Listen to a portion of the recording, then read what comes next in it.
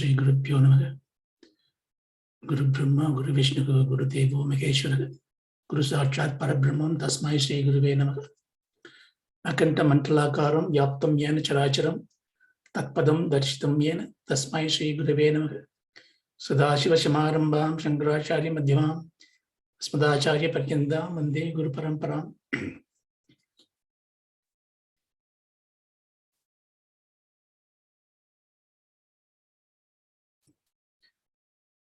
Maybe we can recite this first 8 verses. Bhajagovindam, Bhajagovindam, Bhajagovindam, Bhajagovindam, Govindam Bhajamudamate, Govindam Bhajamudamate, Samprapte Sannihite Kale, Samprapte Sannihite Kale, Nahi Nahi Rakshadi Dukurunkarane, Nahi Nahi Rakshadi Karane, Muda Jahi Hidanagama Trishnam, Mudajahi Dhanagama Krishnam, Guru Sat Buddhim Manasi Bitrishnam, Buddhim Manasi Krishna, Yallabase Nija Karmo Patam, Karmopatam, Vittam Tena Vinodaya Chittam, Vitam Vinodaya Chittam, Nari Sthana Bharana Bidesham, Nari Sanabharana Videsham, Drishva Maga Moha Vesham, Drishyamohavesham, Etan Mam Savasadi Vikaram, Etam Sadivikaram, Manasi Vichintaya Varam Varam, Manasivijayavaram, Nalini Dhalakata Jalamadi Taralam, Nalini Dalakata Jalamati Taralam, Tattvajjividamati Saya Chapalam, Tattvajivitatiṣaya chapalam, Viddhi Vyadyabi Manakarashtam, Vidhyavyadyabhimanakarantam, Lokam Shokakadam Cha Samastam, Lokam Sokadamcha Samastam, Yavat Vitto Parjana Shaktaga, Parjana Shaktaga, Tavan Nijja Parivaro Raktaga, Tavanijavivaro raktaha, Paschat Jivadi Jara Jara Dege, Paschajivadi Vartam Kopina Prachadi Gege, Vartam kopina prachati Yavat Pavano Nivasadi Dege, Yavat pavano nivasate, Tavat Prichadi Kushalam Gehe, Tavat prachati kushalam gehe, Gadavati Vayo Deha Paye, Gadavati vayo dehapaye, Bharya Bipyadi Dasmin Kaye, Bharya Bipyadasmin kaye, Balasthavadi Krida Shaktaga Balasavati Krida Sakta Tarunastavadi Taruni Saktaga Tarunastavati Taruni Sakta Vriddhastavadi Chinta Magnaga Vrindastavati Chintamagna Parame Brahmani Gobina Laknaga Parame Brahmani Gopina Lagna Kade Kanta Kaste Putraga Kade Kanta Kaste Putraha Samsaro Yamadiva Vichitraga Samsaro Yamadiva Vichitraha Kasya Tvamva Kuda Ayataga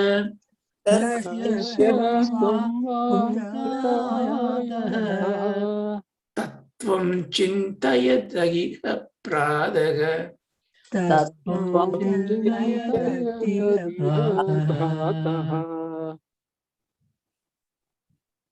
you. So we gone up to the 8 verses, and then we also picked up some verses in the back end of this text. So in this Moha Mudragam, what Bhagavan is teaching us is hammering us into us that we are deluded. Moham means infatuation, delusion. This is not the pathological condition of being crazy. This is about our normal being crazy. That we take what is asat as sat. Nitya vastu viveka namukku illa.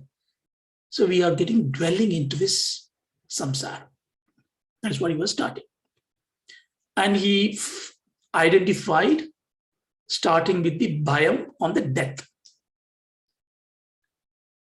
Samprapte sannihide kale nahi nahi rakshati. When the always nearby death is coming closer to you to take you away, nothing is going to protect you. When he said nothing, what he means is that all that you are doing, believing that is going to give you eternal happiness and stability and security, be it your karmas, your kriyas, your knowledge in the world, all that is not going to help you. It does not mean you don't need them. You need them to live in this world.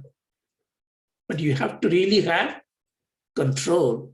You don't have moga avesham. Maga moga avesham. If you get too much into that, what will happen? Even when you do the scriptures learning, it is possible that we may start very excited about a philosophy, a tattva. You want to find out what Buddha said, what Jaina said, what that Rishi said. You go into the discussion, dissertations, research. This is Dukrum Karane. Everything has to be balanced because the truth is to be secured. And therefore he started hammering, asking some very serious question, including the last one, Kahade Kanta Kaste Putra. Who is your wife? Who is your children? So all this is Vichitram because the whole life is Vichitram. I don't know who I belong to. Suddenly I have a belonging. I have a parent, wife, family, children. They didn't exist before. So this kind of a very, very esoteric questions being asked. So in this text, if you really look at it, Bhagavan hammers you for our delusion, make us ask questions.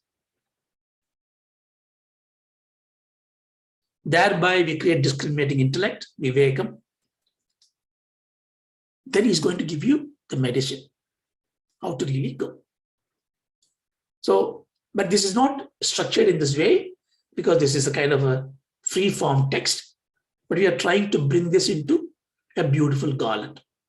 So we saw examples of delusion in the worldly life, in the education, in the physical relationship. All this is delusion. Now he's going to take you into, what do I do? How do I resolve this?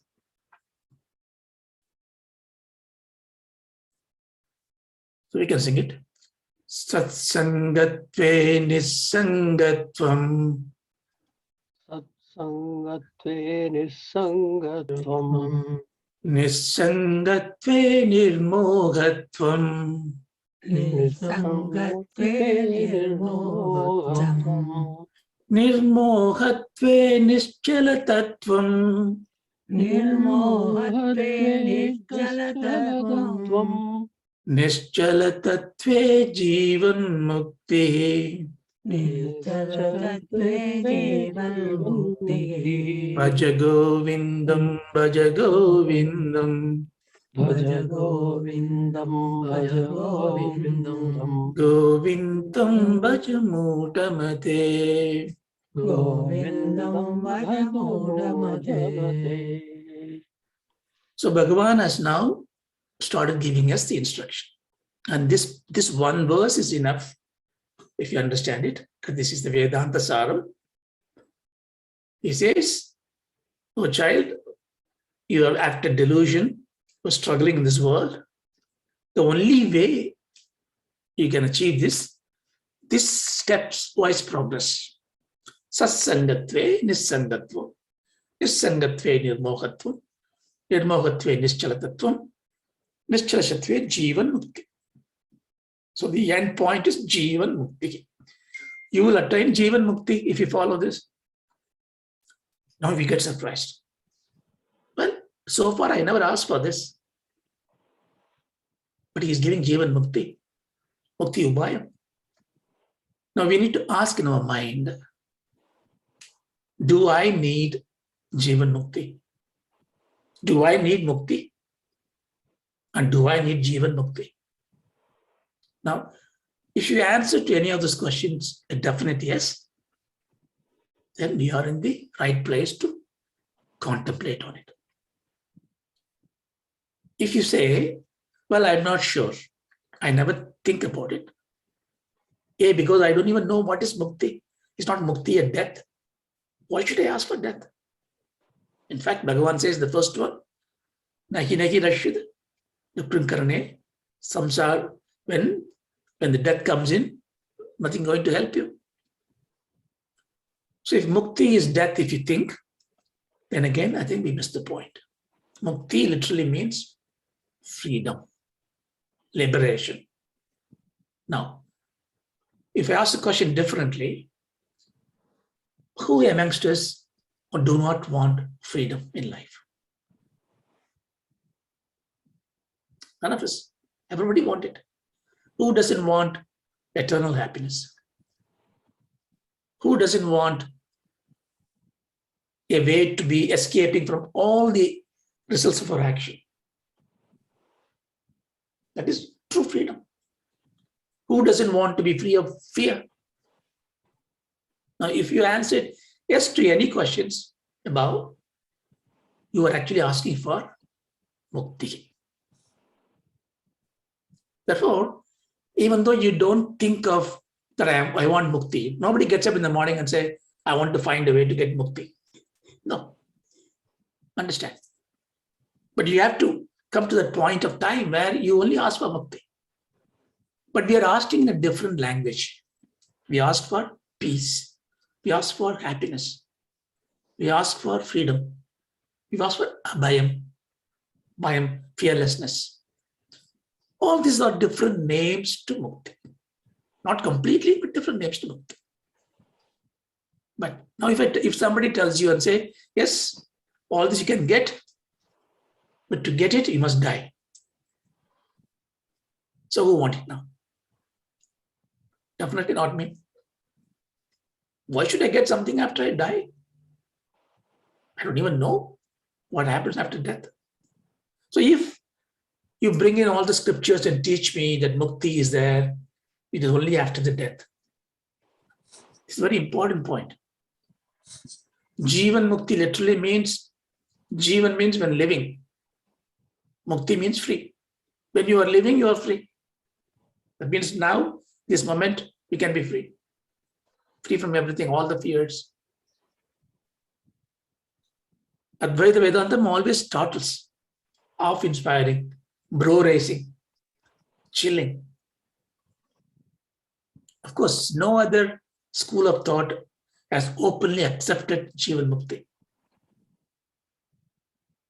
They use Bhagavad Gita in Krishna's Siddha Prajna, even though Bhagavan talks about Jivan Mukti in so many places.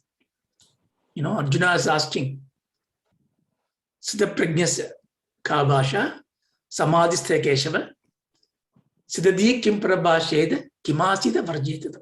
Tell me, you are talking about the Siddha Prajna. Prajna means consciousness, steady-minded person, steady intellectual person, who is balanced person. We're talking about it. Who is this? Who is this person? See, if you can be free in your living in this world, free from all fears, all desires, equipoised, then your question will be, like Arjuna asked, if you don't ask, then you are not really serious about it. Show me a person. I want to see.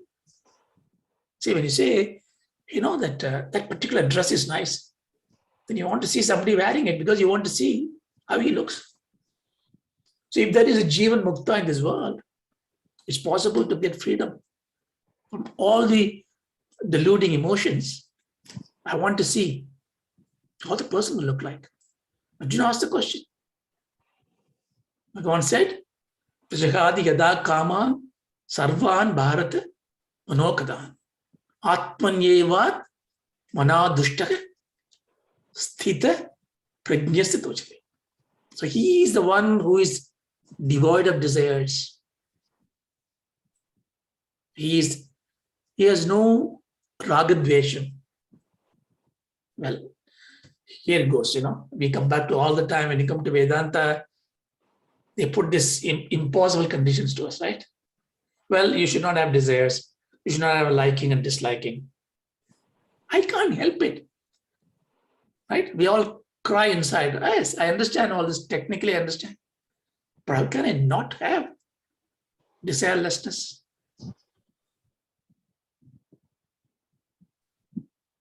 Now, this is where I think we come to the Umpire. So first, you must really hold on to that desire for freedom. Jivan Mukti. Very boldly you must say, when you get up in the morning, at least once, I have to seek the path for Jivan Mukti. Just once. Maybe the first thing in the morning. What is it? By saying that, what do you say? You're not going to run away from the family. You're going to really find the process in which you're going to live free in this world. Because, see, look at it logically. All the schools do agree. Jnanameva kaivalyam. How to get the jnana, whether it's bhakti or karma, that debates it. But no question about it. Jnanameva kaivalyam. But if the mukti is only when you die, therefore once you get the jnanam, you die. Videka mukti. Then that means you will never have any gurus in this world. So there is a fallacy in arguing about you cannot be a Jivan Mukta in this world. So therefore, let's not go into the debate. So there are a lot of Jivan Muktas amongst us all over the place. We don't know them. Why should we know them? We should know them only because we wanted to be in their grace, so that we can be the same path. Therefore, if you have the desire, you cultivate that I want to be Jivan Mukta unashamedly, because everything you do is to be Jivan Mukta. If you go to temple and pray to God, why do you pray? Because you want to be free. In other words, you want to be Jivan Mukta. You don't know what to do. You ask God, please make me Jivan Mukta or make me happy. And God will direct you to a guru, a satsang. No, I do all this puja, I do all this and that. That will be fine. Yes, you do. Bhagavan Ramana, make it very simple. I mean, he always gives a very simple, direct one. He says, Katturajyi Prapyade Vayam Karma Kimparam Karma Dajjadam Pratimahodanau Padanakaranam Palama Praptatam Nishidam. It's simply what he's saying is that, well, you need to do task to get things done. But the benefit of the task comes from the God's grace. Ishvara Prasad, we know. But every karma you do, the karma creates another karma. Right? Anything you do, there's always a byproduct. Therefore, it is not letting you go. So therefore, if karma palam is given by the God, karma palam is jatam. So the Purva Mimamsa's question about karma is good enough. If I do puja, that's good enough. It's good enough. Ishwararpidam nechitam. Chitta shodhanam mukti sadhanam. Bhagavan says, so you do all these things, Ishvara prasadam, karma yogam, all this you do to purify your mind. Shodhana means purification. Chitta shodhagam mukti sadhanam. So if you can purify the mind, freedom comes in. So therefore, if I want to become Jivan Mukta, the answer is given. Well, this is again a funny thing, because when you go and ask a question, a very inspiring question, you looking for an answer. When you go near there is no answer, but the question disappears. This is the beauty of it. Because the question becomes irrelevant. If I am eternally free, why should I ask for freedom? If the body can stop my Atma Shakti, then what you see, if something covers something else, what covers is bigger than what is being covered, right? So how can the body, how can these emotions conceal my Atma? So you will realize, actually, I don't need freedom. I am already free. I am always free. But you and I cannot understand it. How can I be free? I'm not free. Now after this, I need to go to the other class. I need to go to the bank. I have obligations. See, whenever everything I say, you see what I say. I need to do, I have to do, I. Just now, I think in the Gita class, we heard this Manonasam. Vasanachayam. These are all very buzzwords, comes in the Shastras. Mukti, do two things. Vasanachayam. All your vasana should go. That means your imprint in the mind should go. Well, I have no control. I think and it goes and sits somewhere and then it creates problem. So what do I do? Manonasam. Can it destroy the mind? Some of the Buddhist followers start believing you can actually destroy the mind. You can't destroy the mind.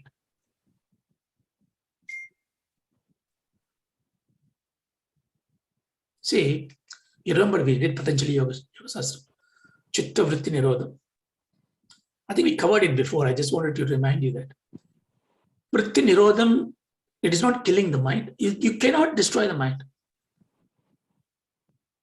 Mind is, in a way, it's a different form of your inner consciousness media. It is the upakaranam. You cannot destroy it. One example will help you. See, why do we struggle by thoughts? So I get angry and I scold you. Oh, you cannot have done it. I scold you. So you got hurt. I don't care, you got hurt. When I am scolding you, I'm not hurt. I'm just scolding you. But what happens after that? There's another thought comes to me. Because every karma creates another karma. Every vritti creates another vritti. Another thought comes to me and say, Raja, you shouldn't have scolded him like this. That is a bad thing. Not a good thing to do. Now, I feel hurt. You see, this is the vritti nirodham, virodham. A virodha vritti comes in. This example, you can take it to any example. Every time you do something, What thought comes in, a counter thought will come. And it will fight. Now, when these thoughts and counter thoughts are burdening you, you get stressed up, your BP goes up. So, Chitta Vritti Nirodham is needed only if you have Chitta Vritti Virodham. A tiger goes and kills a deer, eats it. You think tiger is going to think, what a mistake I did. Poor deer. I shouldn't have killed it. It has no capacity to think. But if it doesn't think, that means there is no Virodhic thought in this. There's not a Chitta Vritti Virodham. So if you can execute something and it does not create a counter thought, that means you don't need to do Chitta Vritti Nirodham. No, it's a very important point. That means if I have no consciousness, I become a brute. Would I do that? No, it's just only one point. The point is that Nirodham means Virodham to be demolished. The Virodham will come whenever the thought is not Sattvic thought. So therefore, if you have a Rajasic thought, there's always a Virodham will come. A Tamasic thought, a Virodham will come. A Sattvic thought, there won't be any Virodhic thought. You will not. Therefore, Chitta Vritti Nirodha means, Manonasham means, having thoughts that are not Virodha. That means having Sattvic thoughts. Now, is that enough? Sattvic thought is good enough. See, I say, look, I'm doing this, I'm giving this talk, I'm writing this book, I'm helping them. Sattvic thought, Sattvic action. But you see what I say, I'm doing this, I'm helping them, I. In that would come and sit a Rajas. It will aggravate, fume my ego, create my vanity. So what is missing there? Therefore, I'm not doing what I'm doing as karma yoga. Now, how do I switch into this? How do I make my thought to be a yogic thought? That means it doesn't create a Virodhic thought. And there is a technique for it. See, everything we see a lot of things in this world. I just see a car just pass by. That's called a Drishyam. What is seen? Because my awareness is just seeing everything. Everything that my senses bring goes into my depository. But the Drishyam becomes a Vishayam. Vishayam means in which I got attachment to it. Then it creates problem. Drishyam by itself, no problem. If you don't have Drishyam, why did God give me eyes, ears? They talk about sensory control, If senses are bad, why did God give me senses? Isn't it? It's a silly argument, right? You have senses. You have Drishyam. See everything. But don't make it a Vishayam. Vishayam means make it an object of your own. My mamakaram should not come. So this is where we make a mistake. Because we are so much of time we have in our hand, we're not really awakened to the important search of Jivan Mukti. So we fill up with Drishyam. So in WhatsApp messages coming, so many things comes in. As long as they are Drishyam, no problem, bring it on. But when they become a Vishaya, he didn't thank me, he didn't tell me, he could. So you see, the simple things become a Vishaya. Vishaya creates Virodha Vritti, mind get polluted. See, our mind is, for a long time, ligatured with this very speculatable inferences. It will just catch on something and then create imagination. So why I'm going around the bush? Because the key word here is Jivan Mukti, Mukshutvam. Remember Mumukshitvam, Tattvabodha? The desire, the earnest longing to be free. That we must have. In other words, because solution for that is that you are unattached to anything else. Because Drishyam and Vishayam, what is the difference between these two? Drishyam, things happen. In your, what I can say, in your choiceless awareness. Choiceless awareness. It is intrinsic. Your swabhavika awareness. I look like a mirror. I just see things, just go by. That is not mind. That is just being aware. But when I start taking it into my hand, when I attach, bring a ragadvesham to what it becomes a Vishaya.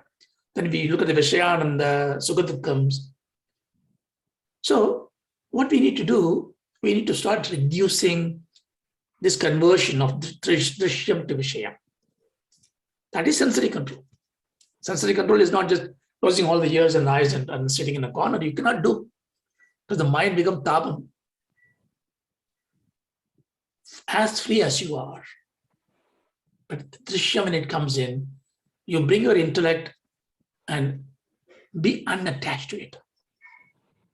Asangatvam.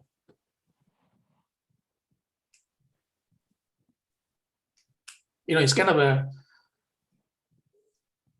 bigger in you that my focus is somewhere else. Everything else is just Drishyam. But Drishyam has got, make me do something, yeah, do it. It does not, see, you become a very detached observer, detached engager, not entangled in the mess. You can cook, you can tend to your house chores, you can do your office work, you can study, you can write, completely detached. Because you are, see, when you do that, the vritti doesn't happen. It's quite difficult to understand this, because every time when we think of something, without a thought, how can I be aware? No. The question should be different. Without awareness, how can I think? That's the right question. Awareness is always there. Thoughts come there. But we're not able to comprehend the time, what comes first. Why? Because in awareness, there's no time. The thought, there is a time. Because the thought has got a beginning and an end. So when you think, time is laughing. Time has come to you. When you don't think, be aware, time is immaterial. Time doesn't exist. So, okay, I think you get the gist of it. So what it means is that to get freedom in life, you must bravely ask for. Okay, what does he say for that? He says there are steps there. He's going to say, first thing, Sathsangatve Nissangatvam. Go and find an assembly of people or things that reflect, reverberate relevance to your goal. That means, you see, mind is very powerful. It just takes the feedback from everything around you and contemplate. Now, if you simply focus on my words right now, the thoughts that comes to you will not deviate, because you are focusing what I am saying next, what I am saying now. But if I make a pass and I say, think of a company that you have, leave a pass. What do you think? Now the thought finds an opportunity to think widely, go around. So it has got his own hand. And if you find a company in which your sporadic thoughts are being discussed, different ideas are being created. Nothing to do with your Jivan Mukti. Or whatever the purpose of that satsang is, if it is not there, it is not going to be a satsang anymore. Because it is not helping you to channelize your pursuit. I go back again, WhatsApp example. And everybody is sending you messages and they comes in a different time. The sender doesn't know what you are currently looking at it. But you're looking at it, it just drops you more and more and more. If you don't see as a Drishyam, becomes a matter to you, you lost it. You know, people study when you go and study with Google as your library from day one. Everything you search there, look for answers. You get a lot of information around you, no knowledge. Because your thinking faculty has taken a backseat. Because you get things, so many things come through. So Satsanga here therefore is, Sat means the truth, Sangaha attachment. So you attach yourself to Satsang, where there is truth is being discussed, revealed. You see, you're going to say, unattached Atma is Asangaha. But here we say, Sangha, this is the exception in even Advaitam also. The Guru Shishya, Satsang, there you need to have this Visishta Advaitam. You need to have a duality. You need to really combine, because we are not there. The Anubhuti is not there yet. We are in the process of finding out. Before you go to Satsang, you may not understand what they're talking, but they're talking the subject that you wanted to know. The mere presence there. You see, if your mind is dark, the room is dark, to bring light, what you need, just bring the light. Nothing you need to do, just bring the light. Sometimes you may not even understand what they're talking, but you know they're talking about Jivan Mukti Vivekam, Tattva Jnanam. Be there, it'll go.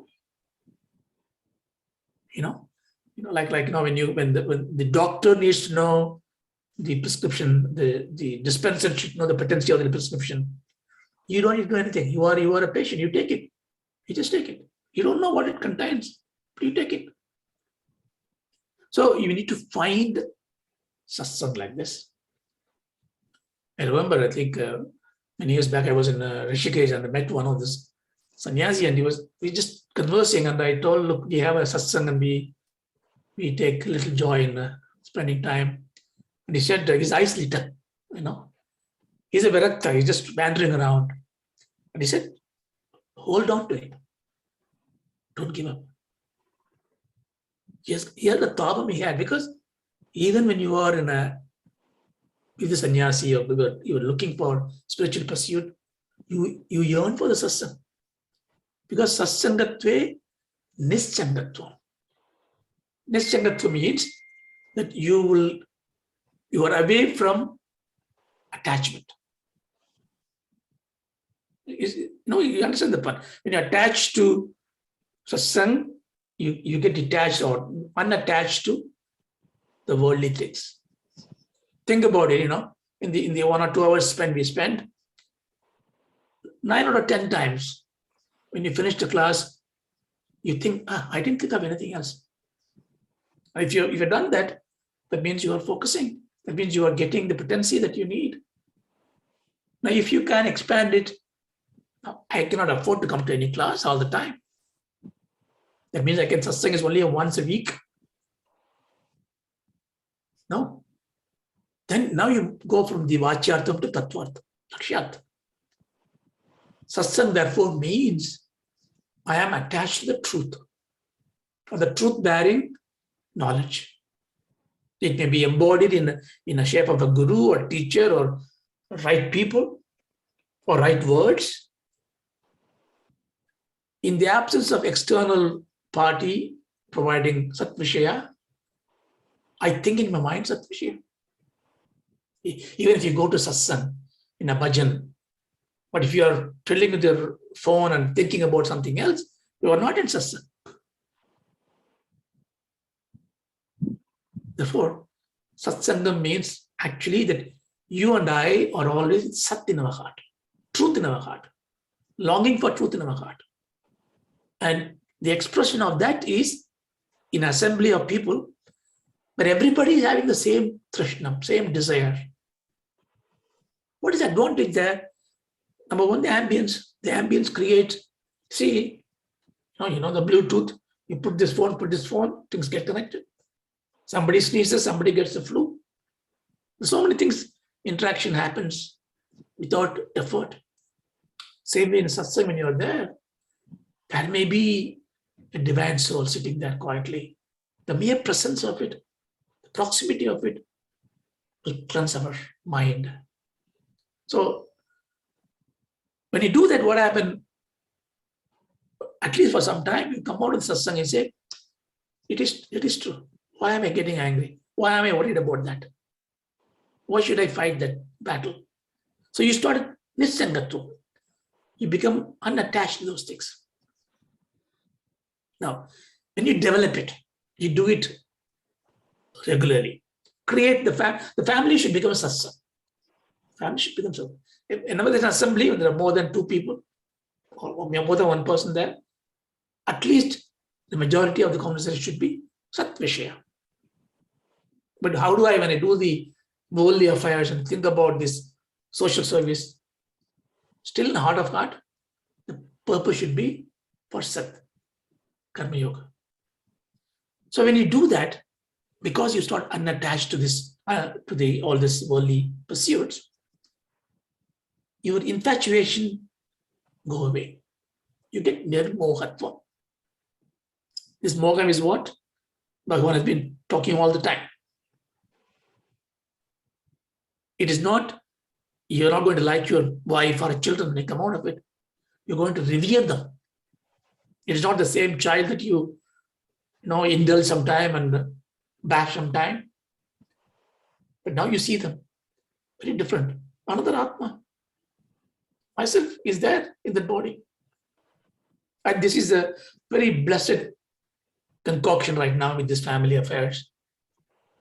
Kade Kanta Kasti Putra. So they all will be gone someday. But this I will make it pious and virtuous. Suddenly you will start behaving remarkably differently with your family members, with your friends. And when that kind of behavior comes in, you must hold on to it. Unashamedly, you must hold on to it. Because the more you hold on to it, the more it will grow. Suddenly you will see, I'm not deluded, I'm not infatuated with anything. I can say, I become an observer. Nirmohat. What is the benefit of Nirmohatvam? Just check the time. Okay. So Nirmohatvam means I don't have this delusion. And when I don't attach to things, something happens to you. If I observe everything, just as a pure observation, but I'm not engaged in it, you will see a separation. See, don't mistake this. Engrossment in something is different from entanglement.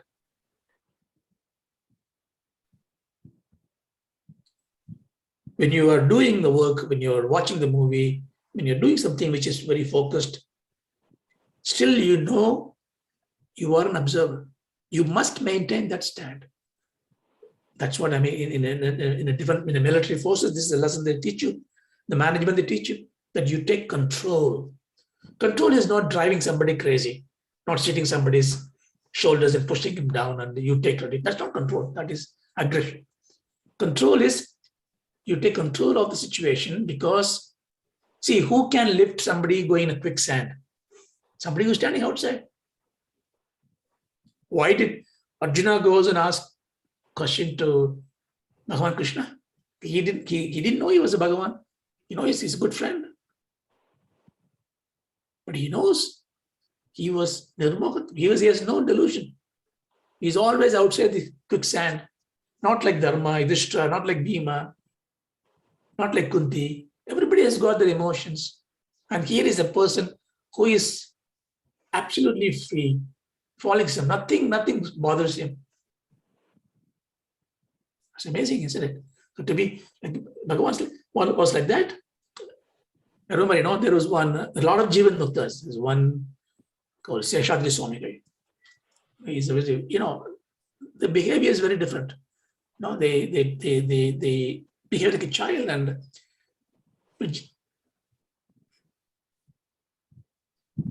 even Sathsangatve Nissangatvam has got a capacity to read the mind of anybody. If you go in front of him, he'll just tell you what's in your mind.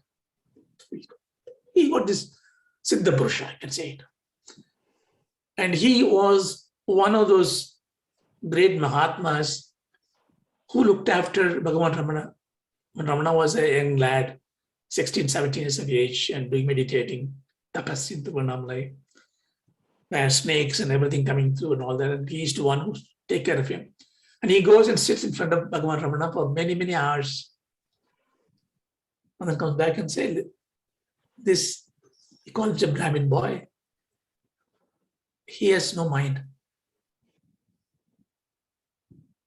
He has no mind.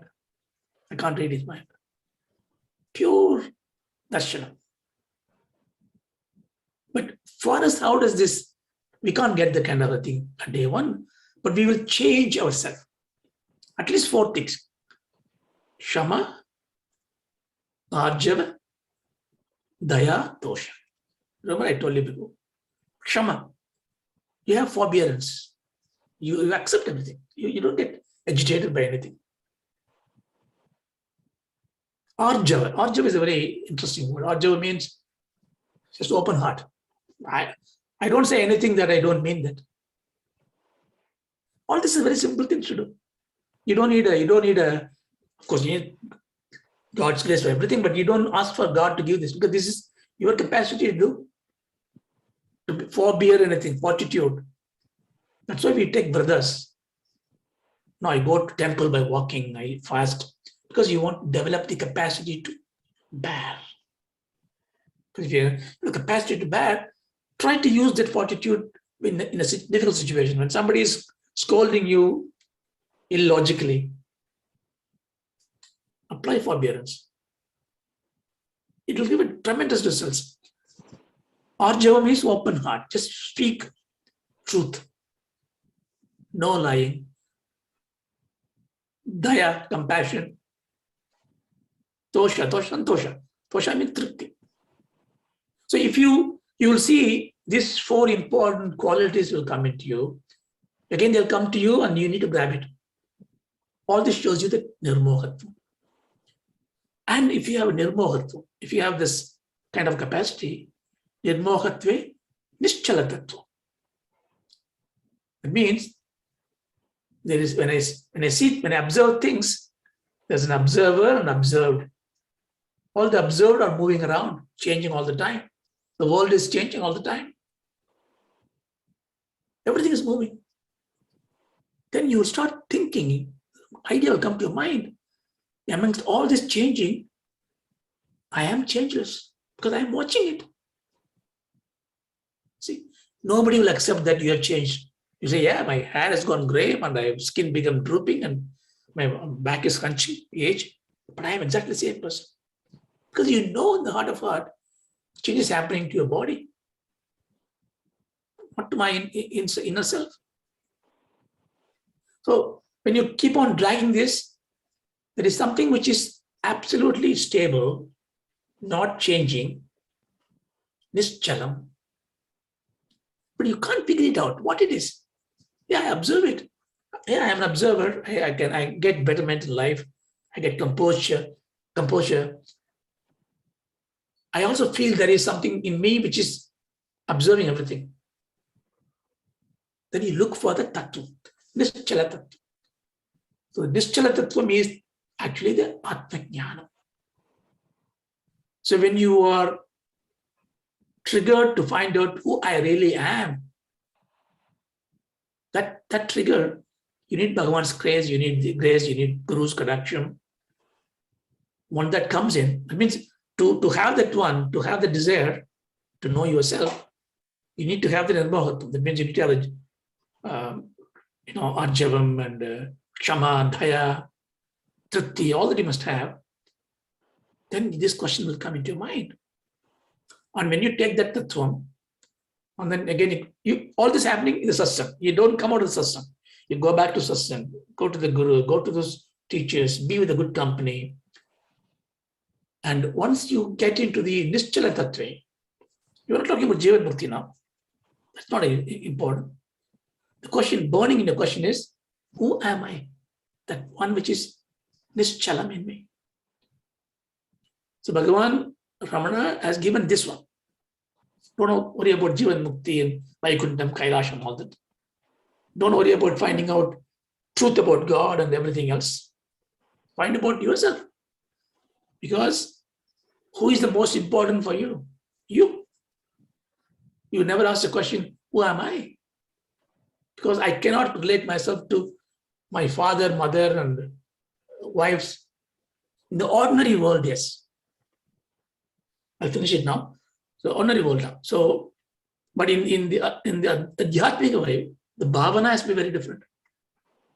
So when you do the Nischala Tattvam, what happens is you suddenly become liberated. You feel you are free. Now, therefore, can I claim myself, I am a Jivan Mukta? You cannot. The moment I say I am, they were gone.